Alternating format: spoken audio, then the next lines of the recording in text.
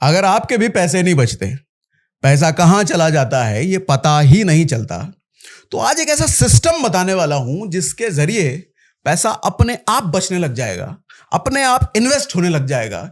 और अगर ये दोनों होने लग गए तो फिर अपने आप फ्यूचर में बड़ी वेल्थ बनने का इंतजाम भी हो जाएगा। आप सोच रहे होंगे ऐसा अपने आप थोड़े होता है। अरे होता है भैया। आज वो सिस्टम बताऊंगा जिससे बिल्कुल होगा। देखो, आज हम बात करेंगे उस जादू की जो हर महीने आपकी जेब में आता है सैलरी के फॉर्म में, और फिर वो अचानक से गायब हो जाता है। 1 तारीख को जब मैसेज आता है कि your salary has been credited, तो मजा आ जाता है। मतलब खुशी का फिर कोई ठिकाना नहीं होता। ऐसा लगता है कि अब तो लाइफ सेट हो गया भैया, अब तो आईफोन भी आएगा, गोवा ट्रिप भी होगा, ईएमआई भी क्लियर होगी और सब कुछ सेट हो जाएगा। लेकिन 20 दिन 22 दिन गुजरते गुजरते जब यूपीआई से 1000-1500 की पेमेंट करते हो और आपको मैसेज आता है कि रिमेनिंग बैलेंस इज 548 रुपया, तो दिल में ऐसा झटका लगता है कि मान लो किसी ने छुरा भोंक दिया उस दिल पे है। और ये किस्सा हर महीने का है, किसी एक महीने का नहीं है। 1 तारीख को वही खुशी और 20-22 तारीख को वही दुख, फिर से 1 तारीख को वही खुशी, फिर से 20-22 तारीख को वही दुख। ये सिलसिला कितने महीनों या सालों से चलता आ रहा है, लेकिन बदल कुछ नहीं रहा है। अगर आपके साथ भी ऐसा होता है तो टेंशन मत लो चाचा, आप अकेले नहीं हो। मैं पर्सनली ऐसे कई लोगों की कहानी सुन चुका हूं जो अलग अलग लोग हैं, अलग अलग सिटीज से आते हैं, अलग अलग कंपनीज में हैं, लेकिन कहानी सबकी सेम है। सैलरी आती है लेकिन पॉकेट में टिकती नहीं। आइंस्टाइन ने कहा था कि compound interest is 8th wonder of the world, लेकिन मैं कहता हूं कि इंडियन मिडिल क्लास का कंपाउंड स्पेंडिंग 9वां वंडर है भैया। हमारा महीना कुछ ऐसे जाता है कि सैलरी आती है, 5 दिन राजा के जैसे जीते हैं और महीने के एंड तक लगता है कि भाई सर्वाइवल मोड अब ऑन हो गया है। अगर सेम फील आप भी करते हो तो कमेंट बॉक्स में मुझे लिख के बताना, सेम हेयर, बस इतना ही लिख देना अगर आपकी भी फीलिंग सेम है, क्योंकि आज आपके ही मतलब की बात करने जा रहा हूं। जल्दी से पहले लिख दो तब आगे बढ़ूंगा। अरे लिखो भैया, लिख दिए, चलो अब आगे बात करते हैं। देखो, हम ब्लेम करते हैं महंगाई को, कितनी महंगाई बढ़ गई है भैया, सरकार को ब्लेम करेंगे, अपनी कंपनी को ब्लेम करेंगे, लेकिन असली प्रॉब्लम इनकम की है ही नहीं। असली प्रॉब्लम है अपनी जेब में जो छेद हो रखा है उसकी। जेब में छेद आपके है और ब्लेम करते हो आप सरकार को, कंपनी को, महंगाई को। मतलब ये ऐसा है कि गर्लफ्रेंड ने अगर ब्लॉक कर दिया तो आप मार्क जुकरबर्ग को ब्लेम कर रहे हो कि भैया व्हाट्सएप क्यों बनाया, अरे उसकी क्या गलती है। वॉरेन बफेट ने सही कहा था, do not save what is left after spending, but spend what is left after saving. तो सवाल यह है कि क्या आपको लगता है कि अपनी करंट सैलरी के साथ आप कार, घर, ड्रीम वेकेशन और फाइनेंशियल इंडिपेंडेंस अचीव नहीं कर सकते? तो जवाब है हां, कर सकते हो। आज हम जानेंगे एक bullet proof 3 step salary routine जो ऑटोमेटिकली आपका पैसा सेव करेगा और हैप्पी स्पेंडिंग का सीक्रेट फॉर्मूला, इन्वेस्टिंग ऑटोमेशन का कंप्लीट स्ट्रैटेजी। तो आप शुरू करते हैं कि हमारी जेब का सबसे बड़ा विलन कौन है। द लीकी बकेट कहते हैं उसको। क्या है ये, समझाता हूं। देखो, द लीकी बकेट एक प्रॉब्लम है। सबसे पहले ये समझते हैं कि लीक होता कहां से है पैसा। तो एक कहानी के जरिए आपको समझाता हूं। अनमोल की कहानी। बैंगलोर का एक ग्राफिक डिजाइनर है, सैलरी 8 लाख रुपए पर ईयर कमाता है। बड़ा कूल लगता है, लेकिन उनका पैसा कहां जाता है यह सुनकर आपको बड़ा शॉक लगेगा। सुबह ऑफिस जाने से पहले 250 रुपए की स्टारबक्स की कॉफी चाहिए भाई साहब को, क्योंकि ऑफिस की मशीन वाली कॉफी तो भैया गांव का हैंड पंप जैसा लगता है। लंच बोरिंग लगता है तो जोमेटो से 320 रुपए का ऑर्डर हो जाता है। दाल चावल तो घर में भी है ही, अरे भैया अभी बटर चिकन खाने वाले लोग हैं लोग। शाम को 150 रुपए का स्नैक भी चाहिए। वीकेंड पे फ्रेंड्स के साथ 2-3 हजार तो यूं ही उड़ जाते हैं, कभी मूवी के नाम पे, कभी क्लब के नाम पे, कभी कहीं वेकेशन के नाम पे।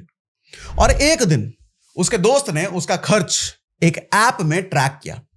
सिर्फ कॉफी पे भाई साहब ने साल भर में 66,000 रुपए उड़ा दिए थे, सिर्फ कॉफी पे। अच्छा, लंच और स्नैक्स और वीकेंड प्लान ये सब मिला के अगर देखा जाए तो 1,80,000 से ज्यादा अनमोल भाई साहब ने उड़ाए थे। मतलब जितना उसने अपने सेविंग में नहीं डाला, उसने सिर्फ खाने और फ्रेंड्स पर उड़ा दिया उससे ज्यादा, और वो भी सिर्फ 1 साल में। अब अनमोल को जब ये बताया जाता है तो वो भाई साहब शॉक हो जाते हैं कि अरे यार, मैं तो सेविंग से ज्यादा पैसा सिर्फ बाहर खाने पीने में उड़ा रहा हूं। और यही है इंडियन मिडिल क्लास का असली लीकी बकेट प्रॉब्लम। हमारा दिमाग स्नेक देखते ही, मतलब सांप देखते ही अचानक से डेंजर समझता है और अलर्ट हो जाता है। ऐसे ही आप देखोगे सड़क पे अगर एक्सीडेंट की फीलिंग आए तो एकदम से हम ब्रेक मार देते हैं। लेकिन समस्या ये होती है कि ये छोटे मोटे जो एक्सपेंसेस हैं ये दिखते नहीं है। पैसा लीक होता है, हमें पता नहीं चलता। अब कहां कहां पैसा लीक होता है, ये मेजरली 3 जगह है, ध्यान से सुनिएगा। सबसे पहला होता है कन्वीनियंस के नाम पे हम पैसा लीक करते हैं, यानी कि ऑटो लेने की जगह हम ऊबर लेंगे, घर का खाना छोड़ के हम बाहर का खाएंगे भैया, लोकल बाजार से जो चीज हमको लेना चाहिए वो हम ब्लिंकिट और ज़ेप्टो करेंगे। क्यों? सोच क्या है इसके पीछे? अरे भैया, हमारी सोच ये है कि छोड़ो ना यार, 100 ही रुपए तो ज्यादा लग रहा है। पर आपको नहीं पता ये 100 रुपए 200 रुपए सब मिला मिला के महीने के एंड में 4000 रुपए का भूकंप ला देते हैं आपके लिए। तो ये तो कन्वीनियंस में उड़ता है। दूसरा जो पैसा आपका लीक होता है वो है सोशल प्रेशर के चक्कर में। कैसे? ऑफिस कलीग के साथ फैंसी रेस्टोरेंट में जाना है, ब्रांडेड कपड़े उसने पहने तो मैं कैसे ना पहनूं, गिफ्ट उसने महंगा दिया तो मैं कैसे सस्ता दे दूं, शर्मा जी का बेटा आईफोन 17 ले आया है भैया तो हम भी लाएंगे ना, तो इज्जत कम हो जाएगी, लोग क्या कहेंगे वाली बीमारी हर महीने 8 से 10,000 12,000 15,000 आपका यूं लेके जाती है। और तीसरा होता है इमोशनल शॉपिंग। मूड ऑफ है, अमेजॉन खोल लो, मिंत्रा खोल लो। अच्छा, आज मूड बहुत अच्छा है, अमेजॉन खोल लो, मिंत्रा खोल लो। अरे आज बड़ा बोरिंग फील हो रहा है, अमेजॉन खोल लो, मिंत्रा खोल लो। अरे सेल कहीं दिख रहा है, अमेजॉन खोल लो, मिंत्रा खोल लो, साथ में फ्लिपकार्ट भी खोल लो। आपका वॉलेट खुल गया भैया, फ्लैट 50% ऑफ। भाई ये जो फ्लैट वाला चक्कर है ना, आपके सेविंग की वाट लगा देता है ये। और इसके साथ नेटफ्लिक्स, प्राइम मेंबरशिप, जिम का मेंबरशिप जहां कभी आप जाते नहीं हो, 3 से 5,000 रुपए हर महीने आपके इसमें भी जाते हैं। तो टोटल मिला के अगर देखा जाए तो अनमोल जैसे लोग हर महीने 30,000 से 40,000 कहां उड़ा देते हैं उनको खुद नहीं पता चलता। जब कोई दोस्त बैठ के, समझदार बैठ करके एनालिसिस करता है खर्चे की, तब उनको लगता है शौक, इतना पैसा चला गया भैया। और ये वही पैसा है जो 20 साल में 1 से 2 करोड़ का कॉर्पस बन सकता था अगर सही जगह आपने SIP या सही जगह इन्वेस्टमेंट किया होता। और सबसे बड़ी बात, ये सब विल पावर से कंट्रोल नहीं होगा चाचा। बजट लिखने से पैसा नहीं बचता। इसके लिए करना होगा आपको स्मार्ट ऑटोमेशन, और इसी स्मार्ट ऑटोमेशन की आज मैं बात करने वाला हूं। पैसा बचाने का जादुई मंत्र है ये। तो क्या सॉल्यूशन है, सुनो ध्यान से। देखो, स्मार्ट ऑटोमेशन का मतलब है पैसा ऑटोमेटिकली सेव और इन्वेस्ट होने लग जाए बिना आपके डेली एफर्ट के। ये जरूरी है भैया, डेली हम एफर्ट ही करते रहे, पैसा बचाना, इन्वेस्ट करना है तो अपना काम धंधा कब करेंगे? तो आपको डेली का एफर्ट भी नहीं करना, ये भी जरूरी है। पैसा बचाना मोटिवेशन से नहीं होता है, ये एक डिजाइन सिस्टम से होता है, जिसकी अभी हम बात करेंगे। रूल सिंपल है भैया, पे योरसेल्फ फर्स्ट। मतलब सबसे पहले अपने फ्यूचर को सैलरी से पैसा दो। आपकी जो सैलरी आई है उससे अपने फ्यूचर को पे करो, बाकी दुनिया बाद में, सबसे पहले खुद। इसके लिए मैं आपको एक सिंप्लीफाइड 4 अकाउंट सिस्टम, ये क्या मैं दिखा रहा हूं, 3 दिखा रहा हूं, ये 4 अकाउंट सिस्टम बताता हूं जो स्पेशली इंडियन बैंकिंग हैबिट्स के लिए डिजाइंड है। इंडियन बैंकिंग हैबिट्स मतलब हमारा इंडियन बैंक अकाउंट में अकाउंट होता है भैया, तो उसको लेकर के बताने वाला हूं। देखो, आपको 4 अलग अलग बैंक में अकाउंट खुलवाने हैं, और ऐसा बैंक में अकाउंट खुलवाना जिसमें 0 बैंक होने पर आपको किसी तरह का कोई पेनल्टी ना लगे। अलग अलग क्यों? क्योंकि सेम बैंक में आप 4 अकाउंट थोड़ी खुलवा सकते हो सेम नाम पे, इसीलिए आपको 4 अलग अलग बैंक अकाउंट खुलवाने हैं। 4 क्यों बोल रहा हूं तो समझाता हूं। अब पहले अकाउंट का पर्पस क्या होगा, ये ध्यान से सुनिए। ये वो अकाउंट होगा जिसमें आपकी सैलरी गिरेगी, मतलब सैलरी आएगी। इसको आप सेंट्रल कमांड समझो, इसको आप हब समझो। ये अकाउंट एक वेयर हाउस की तरह ट्रीट करो आप इसको। सैलरी आएगी इस अकाउंट में और ऑटो ट्रांसफर दूसरे अकाउंट्स में अपने आप हो जाएंगे। अपने आप ये सब होगा भैया, आपको खुद करने की जरूरत नहीं है। हाँ, बस आपको एक बार अपने अकाउंट में ऑटो ट्रांसफर वाला फीचर ऑन जरूर करना है, बाकी हर महीने अपने आप होगा।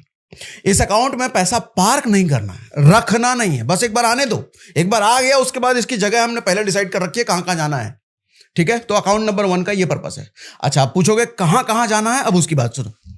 अकाउंट नंबर 2 जो होगा, सिक्योरिटी वॉल्ट की तरह इसको इस्तेमाल करो। ये बैंक अकाउंट है इमरजेंसी फंड बनाने का खजाना। यहां पर आप अपने सिर्फ और सिर्फ इमरजेंसी फंड के डिपॉजिट को तैयार करोगे, और इमरजेंसी फंड कम से कम उतना हो जो आपके 6 महीने का खर्चा चला सके। यानी कि भगवान ना करे कल को नौकरी चाकरी चले जाए, बिजनेस ठप हो जाए, किसी भी तरह की आपदा आ जाए, तो 6 महीने तक आपका सर्वाइवल मुश्किल में ना पड़े। ठीक है, और अब ये एक बार में तो होगा नहीं भैया, 6 महीने का खर्चा ऐसा तो नहीं कि एक बार में उठाकर डाल दिया। आपको हर महीने की कमाई से थोड़ा थोड़ा इसमें डालते रहना है। तो आप देखोगे कि कुछ महीनों के बाद इतना पैसा इकट्ठा हो गया है कि आपका 6 महीने का सर्वाइवल होने लग जाएगा उससे। अब अकाउंट नंबर 3 का पर्पस क्या है? इसको आप इन्वेस्टमेंट इंजन की तरह देखो। यह बैंक अकाउंट आपके पैसों का जिम है, जहां पैसा एक्सरसाइज करेगा, यहां पैसा वेट बढ़ाएगा, मसल्स बढ़ाएगा। कैसे? यहीं से आपके इन्वेस्टमेंट होंगे सारे। एसआईपी में पैसा जाना है, इस अकाउंट से जाएगा। कोई क्रिप्टो एसआईपी कर रहा है, इस अकाउंट से जाएगा। कोई म्यूचुअल फंड में जाना है, इस अकाउंट से जाएगा। स्टॉक में इन्वेस्ट करना है, इस अकाउंट से जाएगा। आरडी में डालना है, इस अकाउंट से जाएगा। एफडी में डालना है, इस अकाउंट से जाएगा। जितने भी जो भी इन्वेस्टमेंट करने हैं सब इसी अकाउंट से जाएंगे। सारे इन्वेस्टमेंट वाले ऑटो डेबिट आप इसी अकाउंट में लगाओगे। बोनस भी आ जाए, कोई लमसम कहीं पैसा इन्वेस्ट करना हो, सब इसी अकाउंट से होगा। और इस अकाउंट को कभी टच मत करना भैया, क्योंकि यह है आपकी फाइनेंशियल फ्रीडम का रॉकेट फ्यूल। इस अकाउंट को कतई टच ना करना। अब अकाउंट नंबर 4, चौथा जो बैंक अकाउंट होगा, इसको आप एक्सपेंस मैनेजमेंट की ना है भैया। सारा कुछ इन्वेस्ट ही थोड़ी करना है, सिर्फ इमरजेंसी फंड बनाना थोड़ी पर्पस है। अपने डेली के खर्चे भी तो हैं, जिंदगी चलाने के लिए भी तो पैसे चाहिए। तो ये बैंक अकाउंट है आपकी यूपीआई की तबाही कंट्रोल करने का एक जरिया। यूपीआई की तबाही मतलब, अरे यूपीआई ही तो तबाह कर रखा है लोगों को। 2 चीजों ने लोगों को तबाह कर रखा है, एक तो क्रेडिट कार्ड, दूसरा यूपीआई। खट से 100-200 रुपए यूपीआई कर दिया, खट से 2-3 हजार क्रेडिट कार्ड लगा दिया। वो जो तबाह कर रहा है आपकी जिंदगी ना, इसको कंट्रोल करने का ये अकाउंट जरिया है।